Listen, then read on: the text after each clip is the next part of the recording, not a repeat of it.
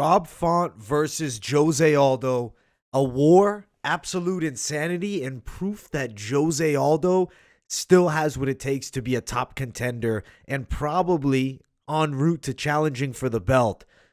Looking at the fight, early in the first, Font's starting quick, pressuring Aldo, gets Aldo to the floor with a takedown. It's looking like this might be a long night for Jose, and Rob Font might be the real prospect that everybody is here to see with slick boxing, a smooth jab. He's landing them. Then towards the end of round one, big power shot from Aldo lands, and it changed the entire fight.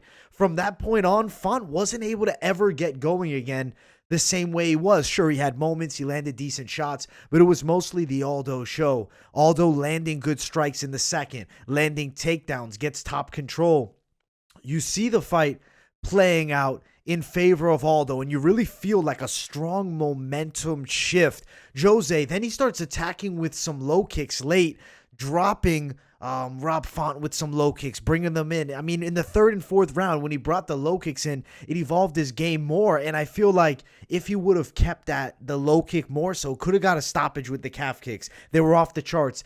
Fifth round comes up. You see Aldo looking a bit tired. Font having some moments, pressing. Boom, big strikes land. Font's hurt badly. Aldo looking for the finish. Aldo hurt Font in a majority of the rounds, controlling the fight, even though Font had some great jabs and awesome moments himself and has a lot to be proud of here.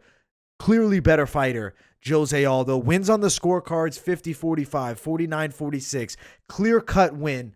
The low kicks, when they're on, they do a ton of damage. Aldo carries serious power in the bantamweight division, and we truly know this now. I also believe this is a more evolved Jose Aldo than his fight against Petr Yan. I think Aldo's a better fighter now by at least 5% than that fight against Rob Font. He's more adapted to bantamweight.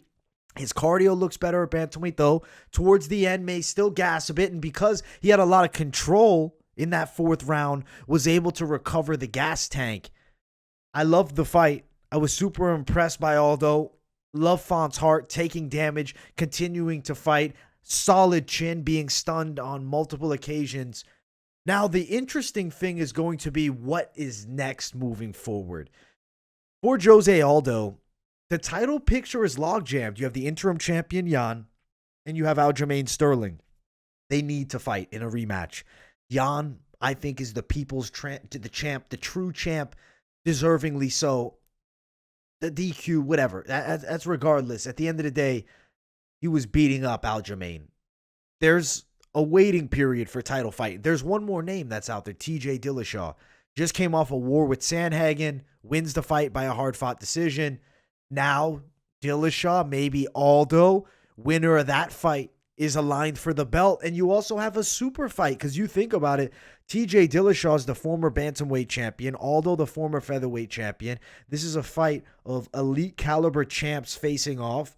I'm very curious to see it, and it's a hell of a number one contender fight. It could be on a pay-per-view card, featured bout of the night, co-headliner. I'd like 5 rounds. I'd need 5 rounds. Could also be a free TV main event, 5 rounds of action. Either or is a great route to go, and I really feel like Jose Aldo could lead the way over Dillashaw. The power's real, and I could see Aldo hurting and potentially stopping TJ Dillashaw in what would be a very interesting fight. One that we will be looking forward to because Aldo calls him out after, which I also thought was a fantastic move.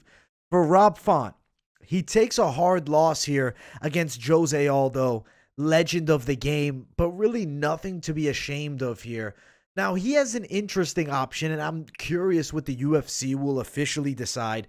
If they want to keep him on the hellish track, I think you go out there and you give him a fight versus Corey Sandhagen. It's a hard stylistic matchup and a fight that I could see Font losing. Otherwise, potentially, I believe Dominic Cruz and Pedro Munoz is upcoming soon. Let me officially check that because I want to give you the most accurate pick for a next fight. Yeah, Dominic Cruz, Pedro Munoz winner, I could see fighting Rob Font, and I'd be intrigued by that matchup, especially Pedro Munoz rematch with Font, who owns a win over him. I still think Font's in a good position. I feel like we can't write him off just yet. He's still top of the line in the bantamweight class. I mean, you look at it, Number 1, Sterling. 2, Petr Yan, but really it's number 1 and number 1, interim champ and champ. TJ Dillashaw, top contender. Then you have Rob Font was at 4. He just loses. I think you go Aldo, Dillashaw, Font, Sandhagen. That could definitely be the fight. I don't think Merab Dvalishvili Font would be up next. I think they'll reward Font for a hard-fought performance against Aldo with a bigger fight against Sandhagen with title implications. That's a hellish fight, though. I'll be honest, early lean on that fight. I also think Sandhagen could potentially beat Rob Font.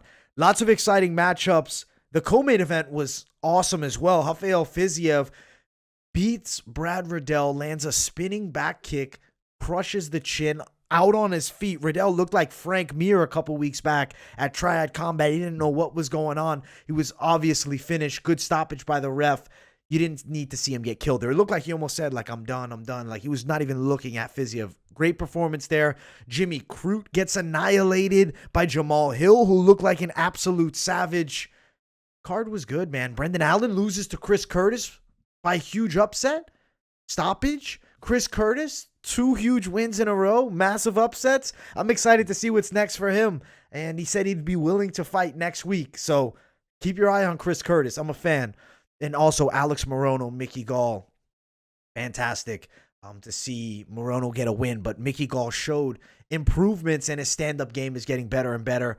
Sweet card overall. I mean, I really enjoyed the entire event, including the prelims and moving up. And it could not have been capped off by a better main event. And now we have a sweet card to look forward to. UFC 269 next week. We'll have the full card predictions dropped on the channel. Make sure to tune into those. They'll be dropping Sunday the 5th. So essentially the same day this is releasing later on in the day. So make sure to check those out. Much love to everybody tuning into the show. Smash that like button. Subscribe to the channel if you're new and turn on those post notifications too. Don't miss a video. Keep it locked in. Much love. And I'll see you all in the next video. Peace, guys.